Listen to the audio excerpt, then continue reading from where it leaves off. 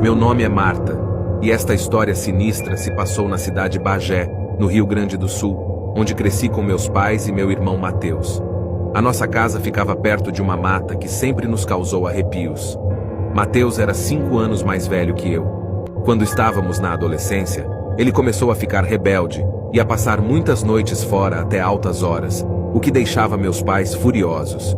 Eles o proibiam de chegar depois das 10 da noite em casa. Certo dia, Mateus saiu à noite com seus amigos e disse que voltaria tarde. Meus pais brigaram com ele, mas meu irmão foi mesmo assim. Horas se passaram e Mateus não voltou, deixando meus pais em pânico. Foi quando, por volta das 2 da manhã, ouvimos alguém gritando lá fora. Meu pai correu para ver o que estava acontecendo. Para nosso horror, era Mateus. Ele cambaleou ensanguentado e com as roupas rasgadas antes de desmaiar. Levamos meu irmão para dentro e tentamos estancar os ferimentos. Havia marcas de garras e mordidas por todo o corpo dele. Quando Mateus finalmente recobrou a consciência, contou em pânico sobre o ataque. Disse que estava voltando para casa sozinho, quando uma criatura horrível com pelos negros surgiu das sombras e começou a persegui-lo. Mateus correu em desespero até não aguentar mais e tentou subir em uma árvore para se esconder.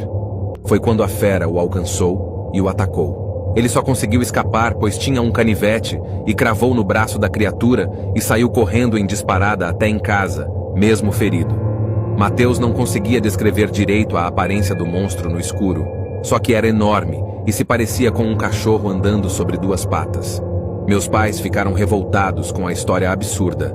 Achavam que Mateus estava inventando desculpas depois de aprontar alguma, mas levaram ele ao hospital por causa dos ferimentos. Eles o proibiram de sair de casa depois das 8 da noite e reforçaram a segurança ao redor da casa. Mas os pesadelos recém haviam começado. Algumas noites depois, meu pai sumiu misteriosamente ao sair para investigar sons estranhos no lado de fora da casa. Meu irmão também havia sumido. Porém, de manhã ele apareceu, disse que foi em uma festa na madrugada. Mesmo um pouco ferido, não aguentava mais ficar em casa. Organizamos grupos de busca pela região, mas não havia sinais dele. Até que 2 dias depois, uma horrível descoberta foi feita. O corpo despedaçado do meu pai foi encontrado próximo a uma gruta na mata. A polícia isolou a área e proibiu a entrada de curiosos, mas os rumores sobre as condições do cadáver encontrado correram pela cidade. Diziam que o corpo estava dilacerado, com marcas de dentes e garras por toda parte. Alguns até comentavam sobre semelhanças com o caso de ataques de um animal selvagem que tinham ocorrido anos antes na região. No velório do meu pai, notei que Mateus estava inquieto, com um olhar perdido. Naquela noite ele sumiu por muitas horas, deixando minha mãe em pânico. Quando voltou, tinha as roupas rasgadas e ferimentos leves pelo corpo. Interrogado pela polícia sobre suspeitas de envolvimento na morte do meu pai, Mateus negou veemente. Disse apenas que estava sofrendo com insônia e resolver dar uma caminhada para espairecer naquela noite, e acabou indo para uma festa. Os dias se passaram e Mateus ficava cada vez mais isolado e temperamental. Certa noite, escutei sons de vidro quebrando vindos do quarto dele. Quando fui verificar, vi que Mateus tinha quebrado o espelho a socos e estava com as mãos ensanguentadas. Perguntei a ele o que estava acontecendo e por que ficava saindo toda noite sem avisar para onde ia. Mateus gritou para eu sair e me deixar em paz. Foi quando notei um estranho brilho esverdeado em seus olhos.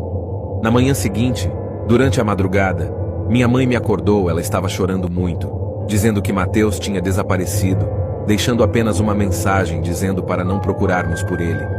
Ela temia que ele tivesse fugido de casa ou cometido alguma loucura. Mesmo com os protestos da minha mãe, fui sozinha vasculhar a mata atrás de pistas do Mateus. Dentro da gruta escura, me deparei com uma visão que me persegue em pesadelos até hoje. No fundo, acorrentado e ensanguentado, estava Mateus, ou o que restava dele. Seu corpo estava parcialmente transformado, lembrando uma fera. Quando me aproximei, pude ver suas presas afiadas e garras pontudas, em contraste com seus olhos que ainda continham um vestígio de humanidade quando me reconheceram. Foi quando escutei passos atrás de mim. Me virei e dei de cara com um homem armado que se apresentou como um matador de lobisomem. Ele disse que Mateus estava amaldiçoado e que eu corria grave perigo ficando perto dele. O caçador explicou que há anos investigava desaparecimentos e mortes brutais sem explicação, causadas por o que parecia ser algum animal selvagem, e finalmente descobriu que eram causadas por um lobisomem, que passou a perseguir sem trégua. Ele seguia as pistas deixadas após os ataques, e isso o conduziu até aquela caverna, onde o encontrou e prendeu na forma humana, antes que completasse a transformação. Eu olhava horrorizada para Mateus, tentando entender como isso poderia ter acontecido com meu irmão. O caçador disse que a maldição é transmitida por mordida, e que todas as vítimas sobreviventes acabam também amaldiçoadas. Então tudo se encaixou. A criatura que atacou Mateus naquela noite o tinha condenado àquela maldição terrível. E pelo visto, na noite da morte do meu pai, meu irmão acabou se transformando pela primeira vez e o atacou sem se controlar. Implorando ao caçador, perguntei se havia alguma cura para aquilo, mas ele disse que nada poderia reverter a maldição da licantropia. A única saída seria executar Mateus antes da próxima lua cheia, quando ele se transformaria novamente. Saí correndo em lágrimas da caverna, ignorando os chamados do caçador. Chamei a polícia e apontei o local onde meu irmão estava. Porém, ao chegarem no local logo ao amanhecer, não encontraram absolutamente nada. O tempo passou e nunca mais tive notícias do meu irmão, muito menos daquele homem que se dizia um caçador.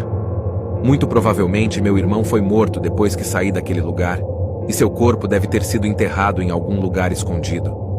Me mudei com minha mãe para longe dali, mas ainda sinto o peso daquelas lembranças nas noites de lua cheia, pois em minha alma, a ferida nunca fechará completamente.